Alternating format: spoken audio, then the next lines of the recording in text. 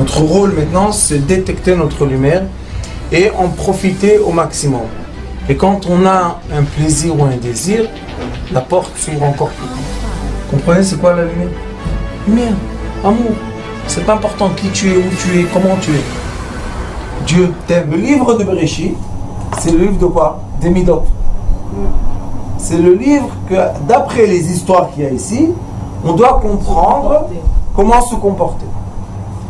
Une des histoires les plus fortes est que on va faire naître ce qu'on ressent.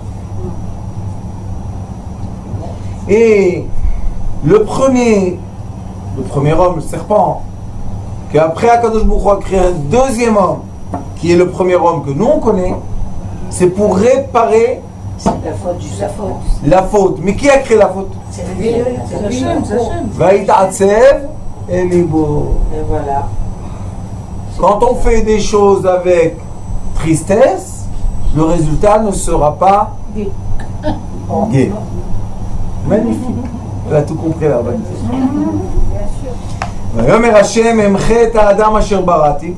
Akadosh Baruch Hu, il a dit, je vais effacer cette création. Il n'y a pas de problème, efface. Mais Adam ad behema adrem esadof hashamayim ki nichamti ki asiti. Akadosh Baruch Hu, il était très triste de cette création. Le Noach matzachen. Et Noach, il a plu. Il a plu. Matzachen, Noach, matzachen, il a plu. Akadosh Baruch Hu. Be'ene Hashem. On a le cœur et on a les yeux. Vous voyez que déjà là, il y a le cœur et les yeux. Et maintenant, on a toute l'histoire du déluge. Et à la fin de la paracha, on nous dit Vayechi, Vayechi, Vayechi, Vayechi. Qu'est-ce que tu veux? Pourquoi encore une fois, encore une fois, encore une fois? Beaucoup de fois, beaucoup d'années, je me suis posé cette question. Qu'est-ce qu'il veut dire? Dis-moi, celui-là était le premier, celui-là était le dernier, ça suffit. Qu'est-ce que j'ai besoin? Non. Il veut nous dire ici un grand secret. Premier secret, Vaïri, comme j'ai dit tout à l'heure, 26 c'est 8. Divin, matière. L'homme, comme dit Rashi sur Bereshit, est la création pour connecter le divin à la matière. Nous sommes la création qui connecte le divin à la matière. C'est la raison qu'on est obligé de certains moments dans la vie vivre la matière, les envies, les passions, les désirs, et il y a d'autres moments qu'on quitte ça et on veut vivre le spirituel. Ça pour que l'être... On fait les deux. Je sais Oui. pas, on fait les deux. Tout le temps. C'est ce que je vous ai dit maintenant. Vaïchi, tu veux vivre, Vaïchi. Yaakov, Vaïchi. Quand on dit Vaïchi, c'est quelqu'un de vrai qui a vécu. Ça veut dire quoi j'ai vécu, je vis? Ça veut dire que je suis un peu dans les fautes et je suis un peu dans la volonté du spirituel. Chacun de nous connaît qu'il y a des moments qu'on est tout seul et on a envie, je sais pas, de faire quelque chose. On va. Après, quand on retourne à la maison, on s'est douché, on est assis sur le canapé, on se dit, c'est pas... Où est la joie? Où est le... C'est pas ça. Bon, on va ouvrir YouTube, hop, on va mettre la chaîne Sitrichaim. Ah, maintenant, oh, on va se coller loin, loin, loin, loin, loin, loin, loin, Kadosh Baruch Hu. Qu'est-ce qu'ils disent les gens? Est-ce que je dois être seulement collé au divin ou seulement dans la faute? Entre les deux. Bah oui. Ça, c'est comme un habit. Vous savez, l'habit, comment il est fait? Une partie des fils, ils sont de ce côté, l'autre partie est de l'autre côté. Et quand on les met comme ça, on a un habit qui tient. L'être humain, sa vie est vaïri entre le nom divin et la faute. Et après, nous avons 14 fois écrit vaïri. C'est quoi ce 14 là? Pourquoi 14? Pourquoi pas 12? Pourquoi pas 20? 14 en lettres hébraïques, c'est Yud et Dalet. Et on dit Yad, la main. Soudjok, la main. Notre main représente quoi? 4 et 10. Et le 4 et le 10, c'est le point divin que tu as commencé, c'est la lettre Yud. Après, nous avons 4 lettres du nom divin, le Yud, le Hey, le Vav, le Hey. Et après, nous avons 10 lettres, que ça s'appelle les lettres qui remplissent le nom divin. On écrit Yud, on écrit Yud, Vav, Dalet. On écrit Hey, on écrit Hey, Aleph ou Hey, Yud. On écrit Vav, Vav, Aleph, Vav. On écrit Hey, Hey, Aleph. Et on a 10 lettres. Ça nous forme une pyramide qui dit il y a un point qui avait tout dedans, et après ce point-là s'ouvre tout doucement, il s'ouvre. On a 4 et on a 10. 4 représente aussi, quand on dit Adam, dans la Torah, quand on dit Adam, on dit homme et femme ensemble. On a 4 mains, on a 4 pieds. Ça, c'est un homme entier. Alors, quand il dit Yad, 14 fois, je dis que vous allez vivre, c'est pour créer une pulsation de quoi? De vie qui va permettre la connexion Yad. Alors, on a la connexion divine, on a le nom divin et la faute, et on a maintenant le nom de Avram. Dans le début du monde, il est écrit Behi Baram. Behi Baram, Behei Baram. Behi Baram, il y a le petit Hei. Il y a un Hei qui est tout petit. Hashamayim Behi Baram. Mais c'est Behi Baram. Pourquoi on a besoin? Si on prend les lettres de Ibaram, on trouve le mot Avraham. Veut dire qu'au début de la création du ciel, déjà il y avait quoi? La volonté du cœur divin. Mais la volonté du cœur divin, c'était quoi? C'est qu'il y ait un être qui soit le serviteur du divin. Pour qu'il y ait un être qui soit un serviteur du divin, est-ce qu'il doit être une descendance d'ange ou descendance de fautif? Il est obligé de descendre du fautif, préparer le monde. Et commencer à reparer, à remonter. Et c'est pour ça que Yosef, on lui a écrit Yosef li Hashem ben Acher. Le première lettre de Yosef, Yud, avec le Hey de Abraham, c'est quoi? Le 2 premières lettres du nom divin. Qui veut dire quoi? La pensée, Chokhmah, Bina et l'intelligence. Nous avons la sagesse et l'intelligence du divin qui ont créé le premier homme jusqu'à Noach, 10 générations jusqu'à Abraham, et de Abraham jusqu'à Yosef, combien? Abraham, Yosef, et Abraham, Yitzhak, Yaakov, Yosef. 4, combien? 10 générations de Noach jusqu'à Abraham, 4 générations jusqu'à Yosef. On a Yad. Yad le Yad, Koach.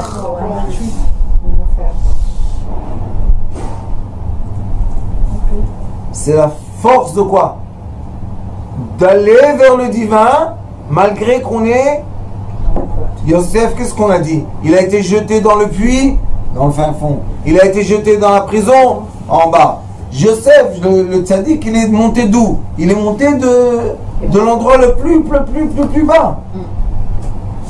Quelle est la volonté divine d'après ce qu'on vient de dire? Que Dieu veut qu'on descende en bas. Très bas. Pour remonter. Est-ce qu'il y a quelqu'un qui est descendu en bas et n'est pas voulu remonter? Ça n'existe pas. Vous savez pourquoi? Parce qu'il y a un moment, quand on utilise ce corps, il ne donne plus rien. Vous savez, non, pas fatigué. Prenez du piquant. Disons que quelqu'un il aime le piquant. Mettez dans la bouche. À un moment, il a brûlé le nerf. Il ne ressent plus le piquant. Maintenant, qu'est-ce qu'il va faire? Il va manger, parce que c'est comme une vache qui mange. Et il va brûler son estomac. Il va avoir des trous dans l'estomac. Pourquoi? Parce que sa bouche n'arrête pas le piquant à temps. Alors ça rentre dedans. Mais si sa bouche aurait encore le nerf vif du piquant, on leur aurait dit taille.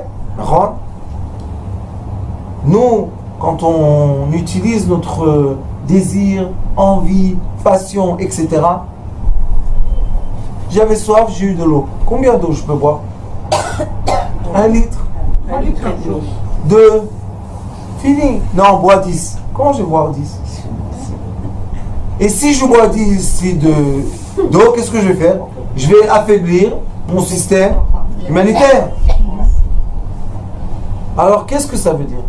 Ça veut dire que dans la paracha de Bereshit et dans la paracha de Noach, et je viens de recevoir comme ça, vous savez, un petit éclat grâce à vous. Bereshit, c'est une bête. Noach, c'est Nun. Ensemble, Ben, le fils.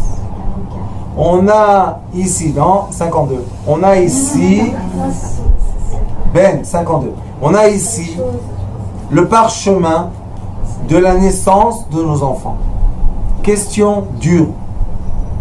Quels sont les enfants qui nous font le plus de bien? Pas à 20 ans, pas à 30 ans, pas à 40, mais 50, 60, 70. Ceux qui étaient dans les fautes ou ceux qui étaient dans les cieux? Dans les fautes. Vous êtes sûr de ce que vous dites? Oui. Ah bon? Alors tous mes enfants voyous, c'est eux qui vont faire le plus de bien. Pourquoi? Parce que c'est vrai que quand ils sont nés, et quand ils étaient adolescents, et quand ils avaient 20 ans, et quand ils avaient 30 ans, c'était un peu dur. Mais après, c'est les plus fidèles. Pourquoi ils sont fidèles, vous savez? Parce qu'on leur a permis de descendre pour remonter. Écoutez bien, c'est pour ça qu'il est écrit dans l'endroit où il y a un Baal Tchouva, le tzaddik ne peut pas se résister là-bas. Pourquoi? Parce que la différence entre le Baal Tchouva et le tzaddik, c'est la différence entre Noach et Abraham. Noach riche tzaddik, il était un tzaddik, Bedorotav, il est resté dans sa case de tzaddik et c'est fini. Mais Abraham, Abraham, il est né où? Il est né dans la maison du prêtre. C'était le prêtre de l'idolâtrie, son père. Et ce Abraham-là commence son chemin à faire quoi? À rechercher l'origine. Mais il est écrit dans l'origine. Be'ibaram. Hashamayim Be'ibaram. À Bereshit est écrit. Le ciel, quand ils vont se créer, qui va créer le nouveau ciel? C'est quoi le ciel? C'est une sphère. Qui va créer la sphère? Avraham. Avraham, non. Avraham. Je vais t'ajouter le Hey. Quand je vais te rajouter le Hey, tu vas emmener des descendances. Mais quand est-ce que tu as commencé à emmener des descendances? Quand tu as commencé à remonter vers moi. Avraham a cherché à Kadosh Baruch Hu. Avraham, c'était un scientifique. Il a cherché, il a posé des questions, il avait les cartes d'astrologie, il avait tout. Et un jour il a dit, toi le grand Seigneur, dévoile-toi à moi. Il s'est dévoilé à lui. Est-ce qu'Abraham il était fou, normal? Faites attention à ce que vous dites. On l'a traité de fou. Non, je pense qu'il est un peu fou. C'était un fou. On l'a traité de fou. Non, vous savez pourquoi un fou? Il allait à l'encontre de tout. Il allait à l'envers de tout le monde. Il a rejeté son monde. Il a rejeté son monde. dans le feu. Donc, c'est même. Il a tout fait à l'envers. Nous aujourd'hui on dit, on est les enfants d'Abraham, le peuple élu. Mais Abraham, d'où il vient? De l'idolâtrie, Ouais. Plus on descend, et plus on monte. Plus on descend, et plus on monte. Noach, c'est Chem. Dans ce cas-là, on cherche tellement à protéger les enfants. On est fou. Parce qu'il y a des enfants qu'on cherche à protéger ou pas, ils vont faire ce qu'ils veulent. Et il y a des enfants qu'on cherche ou pas, c'est comme les moutons à côté de toi. Ça, les moutons, où va le berger? Les moutons vont avec lui. Mais il y a des chevals, Où va le berger? Ils s'en vont, les chevals, ils s'en Alors, foutent. ça veut dire qu'un enfant qui s'égare, il faut le laisser. Un enfant il faut le qui laisser s'écarte, un peu, un enfant qui commence à chercher les sensations de la vie, un enfant qui commence à descendre du chemin que nous on pense qu'il est bien. C'est l'enfant qui va chercher la faute pour trouver le chemin de retour. Ici, il y a des dames, Baruch Hashem, qui ont un certain âge, qui peuvent prouver que ce que je dis, moi, le petit bébé à mon âge, est vrai. C'est pas facile. Je dis la vérité, moi. Pas facile, ni facile, la vérité. Alors les parents, comment ils agissent dans un cas pareil où l'enfant... Je vais vous dire, quand nos enfants, comme l'enfant de Dieu, c'était qui? Le premier homme, le deuxième, après 10 générations, après Noir, encore 10 générations. Il a attendu, Savlanout. Il avait la patience avec toutes les générations. Donner l'amour et attendre. Alors. C'est tout. De l'amour et de la patience. De l'union et du temps. Et croyez-moi, vous pensez qu'à 40 ans, on fait les bêtises de 20 ans? Non, il y en a. Je dis pas qu'il n'y a pas des exceptions partout. Mais je dis la généralité, c'est quoi? À 40 ans, ça y est, on a compris, on a coûté. Et à la fin, on se dit, c'est des bêtises tout ça. Qu'est-ce qu'on veut? Comme tout le monde, on veut son foyer, sa maison, ses enfants. C'est ce qu'on veut. Le Yetzirah, après 30 ans, ça y est, il se calme, il commence à nous laisser tranquille un peu. Non. Parashat Bereshit, Parashat Noir, les deux parashiyot, c'est tout le Sefer. Vous allez voir, tout le Bereshit, c'est quoi? J'ai dit encore une fois, c'est juste une façon de dire. C'est des histoires qu'on ne peut même pas saisir.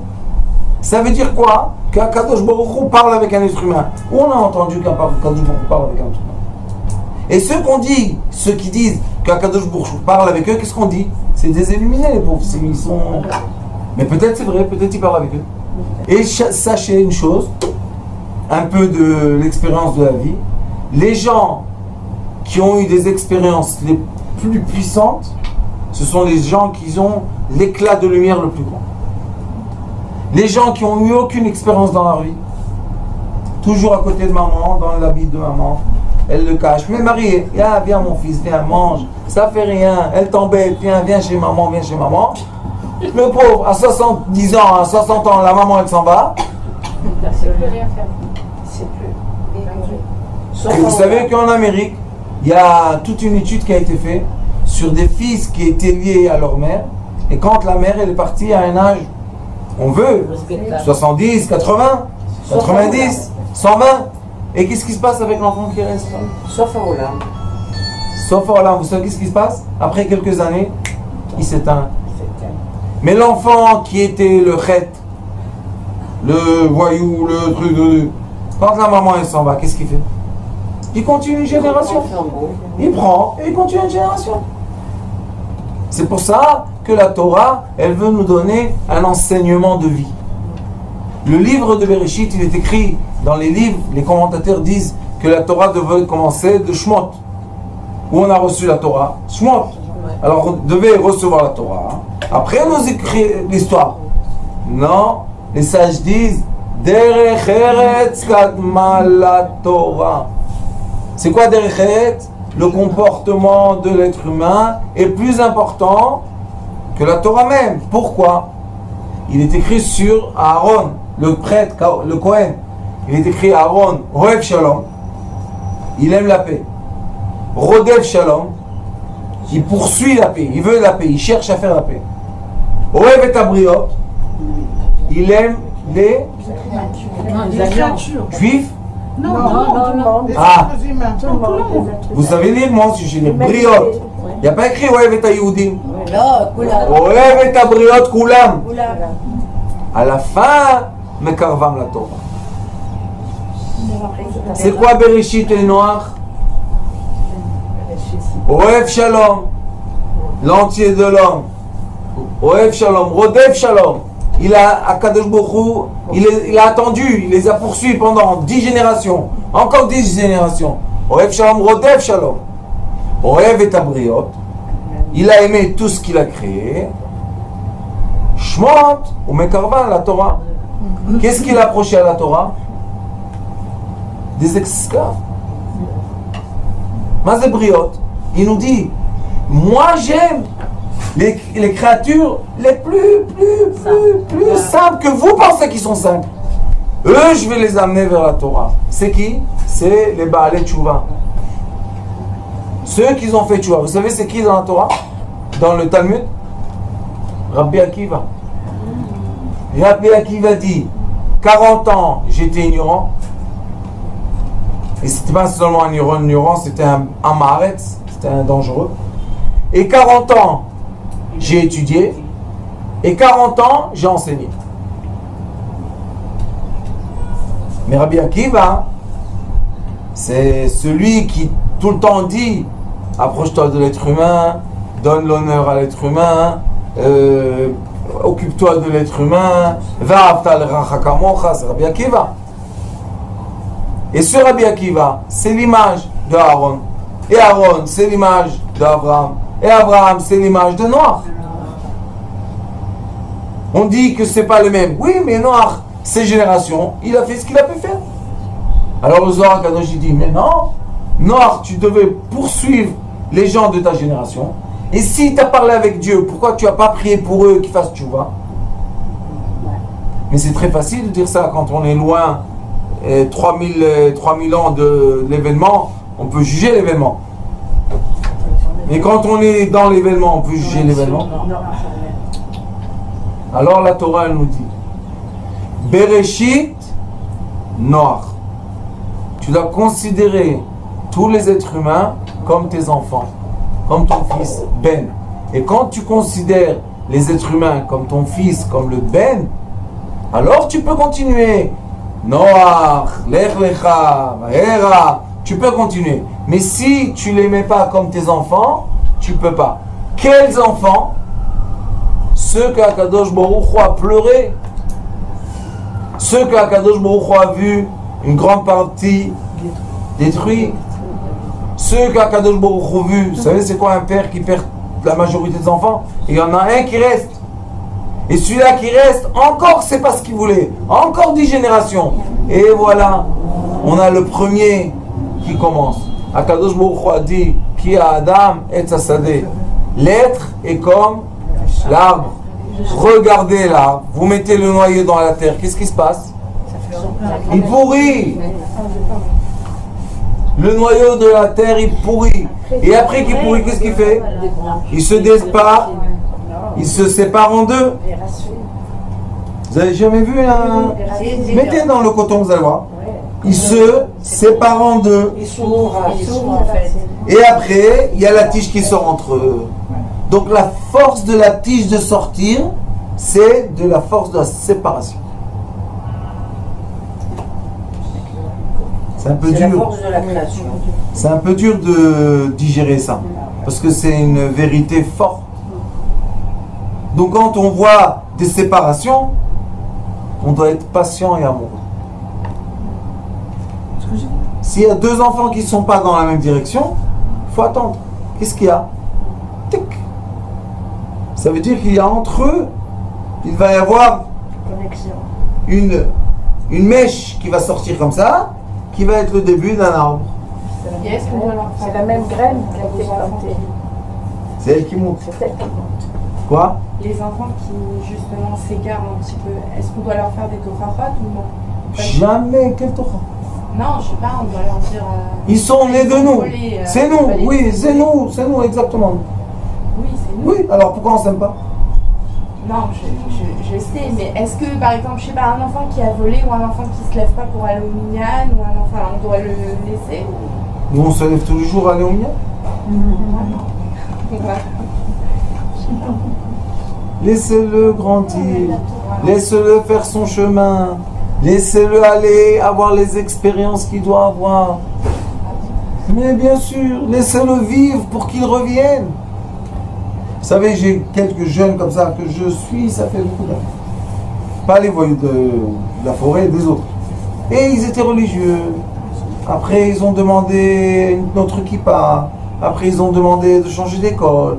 Et les parents qui venaient, ouais, le rave, je leur disais, c'est vous. Celui-là, là, c'est vous.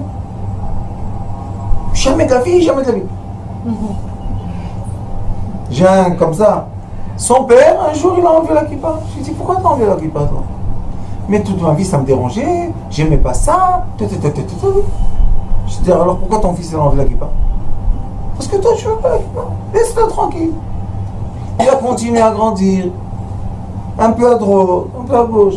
Il venait me voir, je lui disais, va faire ça, va là-bas. Tu veux encore ça? Va là-bas, la Avera, elle exactement, tu vois, là. Mais Rav, je dis, va mon fils, va. Après 10 ans qu'on accompagne comme ça quelqu'un, un jour il revient, il pleure.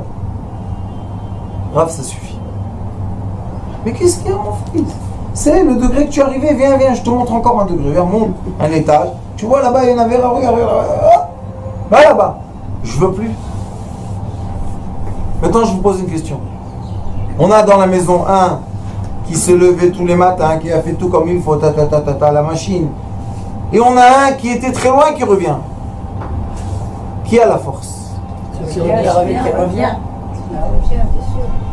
Personne peut avoir un débat sur celui qui a travaillé son Yetzirara et celui qui n'a pas travaillé son Yetzirara. Ce n'est pas les mêmes forces.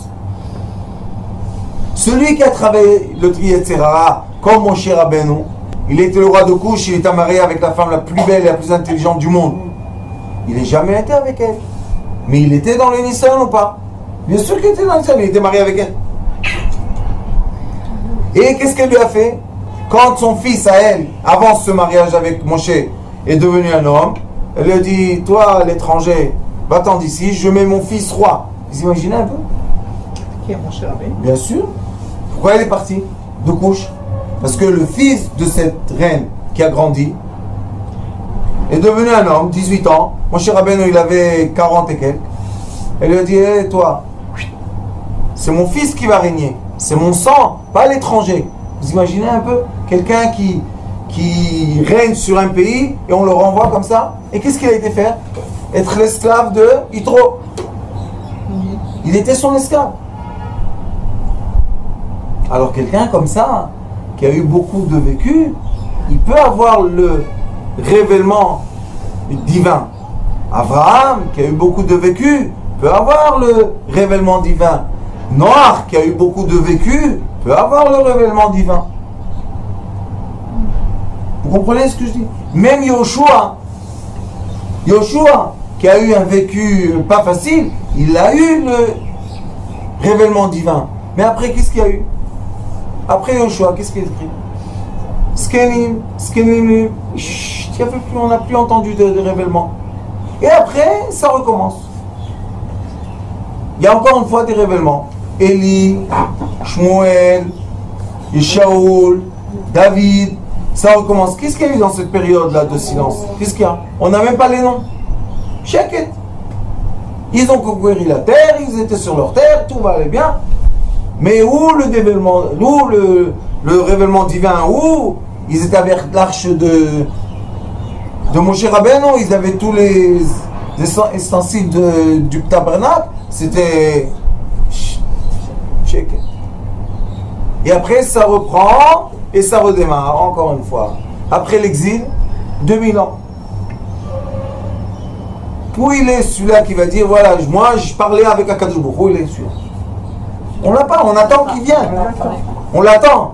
Ça veut dire que chaque fois que vous allez voir que le temps est plus long, la lumière qui va se dévoiler est plus. Comme nous sommes 2000 ans déjà, bientôt, on passe encore 2000 ans, dans cet exil, ça veut dire que bientôt, celui qui va se dévoiler, il va être une très grande lumière. Une fois, j'étais assis avec mon cher ami le Rav Dremer, Dr Dremer, et je lui ai dit, tu sais, si nous, tous les deux, on étudie des choses, je lui ai dit, si on étudie ça, et on a une certaine logique, imagine-toi Mashiach. Quelle personne ça va être, ce monsieur? Il doit connaître toutes les fautes, sinon il ne peut pas être Mashiach. Et il doit parler toutes les langues, avec tous les cerveaux des gens, avec tous les... J'ai dit, tu t'imagines la tête de ce monsieur? Il m'a dit, quand tu me parles comme ça, j'ai envie de le voir.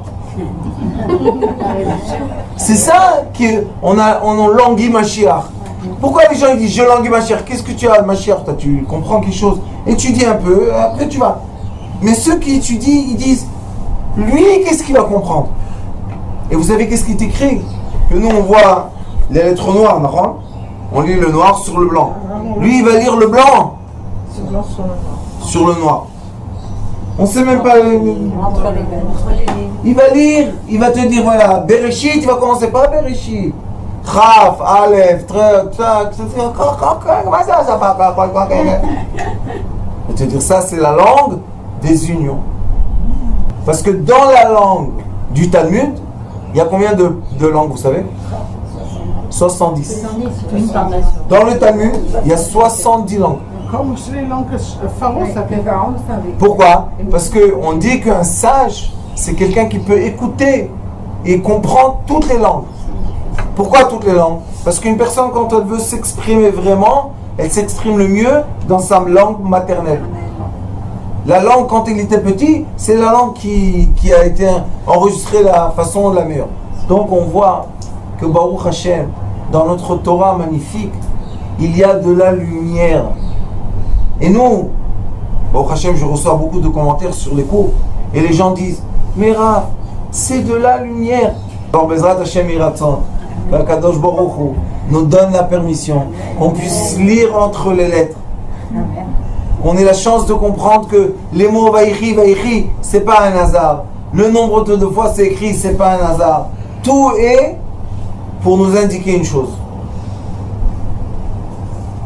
Le mal et le bien sera du mal. Et ça, c'est la définition d'une quoi? D'une sphère entière. Tu es arrivé en haut dans le maximum du bien, tu descendras dans le mal. Et dans la halakha de la tzedaka, je finis par ça. Dans la halakha de la tzedaka, il est écrit Shlach lachmecha al pnei hamayim. Donne. Pourquoi? Parce que si c'est pas toi, ça sera ton fils. Si c'est pas ton fils, ton petit-fils. Si c'est pas ton petit-fils, ton arrière-petit-fils. Un jour, un de tes descendants, il va avoir besoin de tzedaka. Si toi, tu l'as pas donné, qu'est-ce qu'il va récolter? Alors il faut donner. Il faut aimer. Et l'amour de l'être permet à l'être la volonté de se rapprocher de ce savoir infini, magnifique. Baruch Adonai Olam. Amen.